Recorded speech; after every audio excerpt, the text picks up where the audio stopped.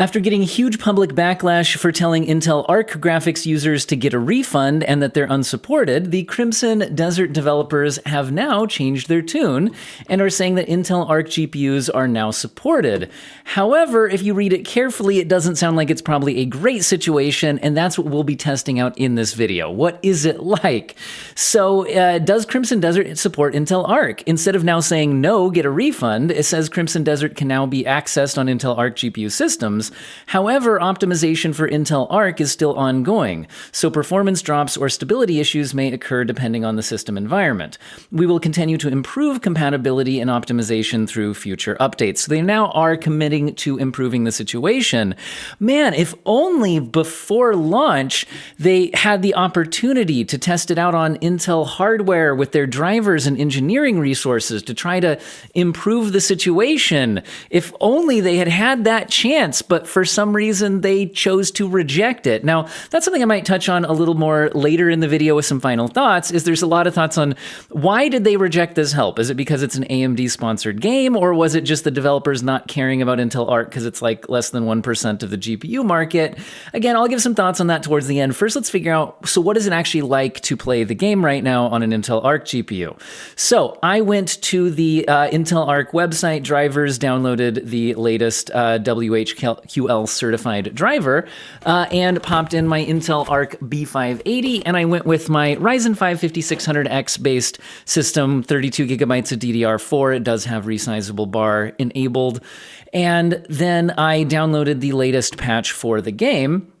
And here's where we're going to find out, if things have improved since launch. Because if you want to know what the situation was at launch, it was literally when you tried to click play, it didn't work. It just popped up a page that just said that this GPU is unsupported and you couldn't play the game even if you wanted to.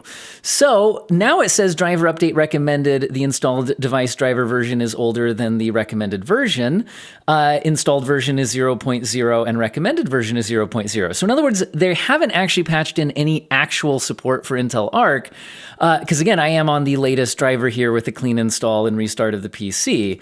But what they have done is at least stop the game from just shutting down if you try it with an Intel GPU. So now the question is, what is the current state of trying to actually play the game on an Intel Arc GPU before they've had the chance to actually optimize for it? And again, Intel themselves couldn't produce a game-optimized driver, not because they didn't want to, but because apparently, according to Intel, and I don't see any reason, well, I mean, you could see a reason why, but at least I don't think that they would publicly go on the record just lying, saying that that they had offered the support and it was rejected, because then the game developer would dispute that. The game developer has not disputed that Intel's claim that they had offered support and just been rejected.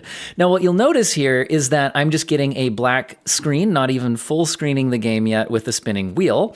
And so I stopped recording for a bit to see if anything would change, and popped back in when I did actually see a change. So the black part of the screen went to the full screen, and I still had the spinning wheel. So I saw this as it's not just hung in an infinite loop.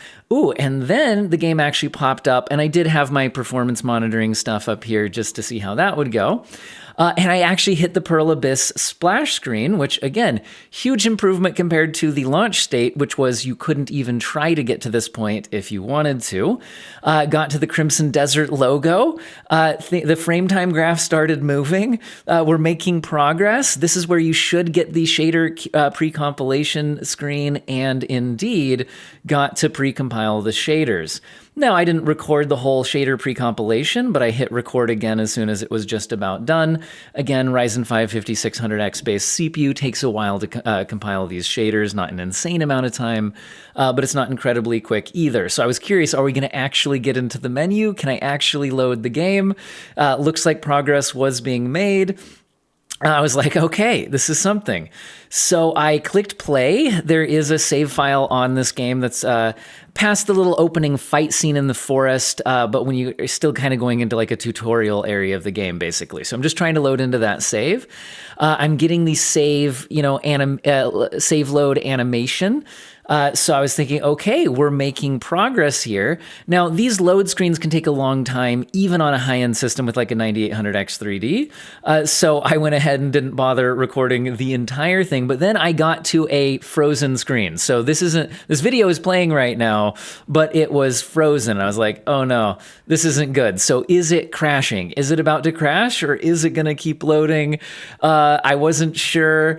Again, I just decided to just wait around and see what happened. And sure enough, it did start moving and it did load. But now you'll notice there's an issue with our character's face.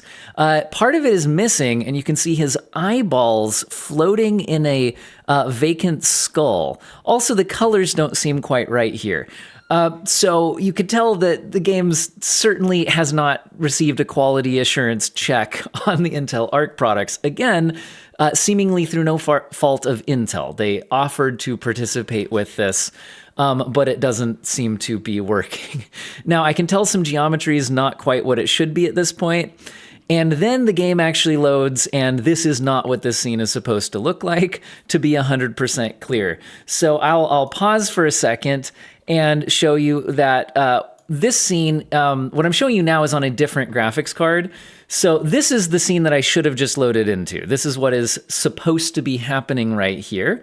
But as you can see, that is very much not the situation that I'm experiencing on the Intel Arc card. Again, I don't think this is Intel's fault exactly. It's the game developers for choosing to not support it. But I'm just showing you the current state. So when I was trying to, you can see when it's trying to load the buildings, we're just getting this solid kind of, what color would you even call it? I was going to call it, it's not quite salmon. Salmon would be more pink. Well, we don't need to debate the color here, but the point is we're getting two colors, black and this kind of tannish orangish. I tried loading the menu, and the menu seemed to load, and I could kind of flip through the map and things like that, and I can control the camera, so I was checking all of that stuff. And then, yeah, back to the map again. So it seemed like some elements were loading, but the actual 3D environment didn't seem to work. My next thought was to go to the settings and then maybe try to go down to the lowest graphic settings. I also wasn't sure what graphic settings I was on because I hadn't actually been to the menu yet. Also, we're not spilling over VRAM or anything. This is a 12 gigabyte card, and it is only showing less than 6 gigabytes of actual allocation. So at this point, I did end up, I'll just kind of skip forward here a little bit. So I went into the menu and I adjusted the graphics settings down to the minimum settings to try to hopefully turn off as many effects as possible, just theoretically make it as easy on the GPU as it could possibly be. And now things look different, but just not an improvement. I would say maybe worse, but it's hard to say. Like, it's still just the two tones of color. I can control the camera. When you see things moving, like I'm controlling the camera, but it's just you either see black in some points or you see this kind of tannish, orangish color. That's it. So I thought, okay, let's try restarting the game. So I gave it one more restart.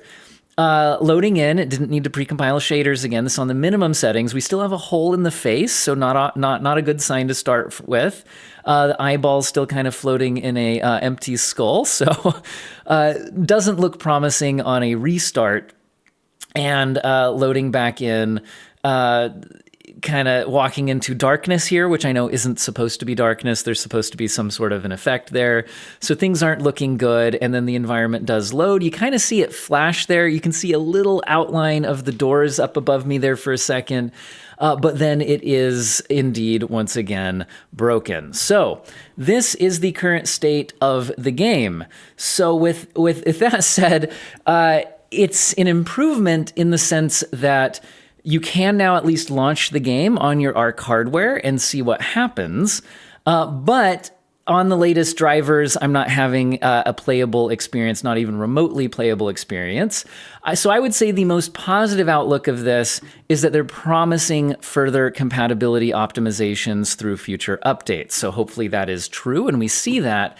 And I've got to say that I am very glad that we've had a lot of public outcry about this situation to pressure the game developers and say that this is absolutely not okay. Like I said at the end here, there was some speculation on, so why did it launch in this state? So really, I can only see two reasonable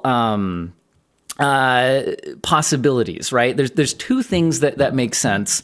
Neither of them is good. So the first possibility is that the Crimson Desert developers Pearl Abyss just thought that Intel Arc GPUs are such a small percentage of the market that they just don't care to spend any amount of resources trying to make sure that they work. They just didn't care about them at all. And despite Intel apparently reaching off to offer engineering resources as well as hardware and drivers, they just turned it down and just didn't want to deal with it because who cares about Intel at such a small market share? I don't like that take at all. But the only other kind of possibility floating out there in the kind of discussion about this situation is that this is an AMD-sponsored game, and could AMD be viewing Intel Arc as competitors for the last 5% of the market that NVIDIA hasn't already gobbled up, and so that they would want to play up that Intel Arc GPUs don't always have the best game support, and so could there have been some kind of backroom like, hey, why don't you guys not work with Intel, you know? Now, I want to be clear, there's absolutely zero evidence for that other than the coincidence, or theoretically coincidence, that this is an AMD, sponsored showcase title. It's their second game with Redstone in it. There was GPU bundles for AMD with this game, so there's clearly a relationship there. But it's unclear if the Intel Arc support was in other words, like, there's zero actual hard evidence that this Intel Arc support situation is at all related to that. So what you'd want to do to monitor for that is there some kind of a pattern? We've seen AMD games, sponsored games in the past, inexplicably not launch with DLSS support. And so that was something that I commented on, as well as a bunch of other people commented on. And then there was a lot of public backlash. And then suddenly those games were getting updated with DLSS support. There has been a bit of a history of something somewhat similar happening, although not exactly the same thing. And so all I've got to say is the important thing, the only thing that we can actually do, you guys as, gamers and me as, tech media, is to call out stuff like this when we see it as saying that it's unacceptable. So if we see these issues, call them out, because I believe the backlash is what made Pearl Abyss change their tune. So whether it was just they didn't think anybody cared about Intel Arc, so they didn't want to bother with it, or whether there was something more nefarious going on, either way, the backlash has helped, and they have now promised some improved support. You see comments on this saying, why didn't they say that in their original FAQ, that they were working on it instead of telling people to get a refund? Must have not planned it until the backlash hit, and it was that easy too. And people agreeing 100% because of the backlash. Thank God GPU brand discrimination should not be a thing that PC games releases do. So that is definitely my take on the situation. Is the part that we can control is, call stuff out when it's unacceptable to try to improve the situation. That seems to be helping here. Now, I've seen a few comments saying, you shouldn't have to have a game developer do anything special for it to work on a particular brand of GPUs. And I would say that that's because it's all supposed to be standard. If it runs on DX12, it should, and your GPU driver works with DX12, there shouldn't be a need for specific drivers or optimizations. And I've got to say that I think that's a bit of a naive take on the situation, because games are incredibly complicated. And the fact is that AMD and NVIDIA are usually working pretty closely with big AAA releases to try to take care of issues like the game not rendering properly ahead of time. And sometimes things are done by the GPU, side of thing within the drivers, but also sometimes there's, the people making the game test the game, notice things aren't working right, and then do things to fix it before it's ever launched to the public.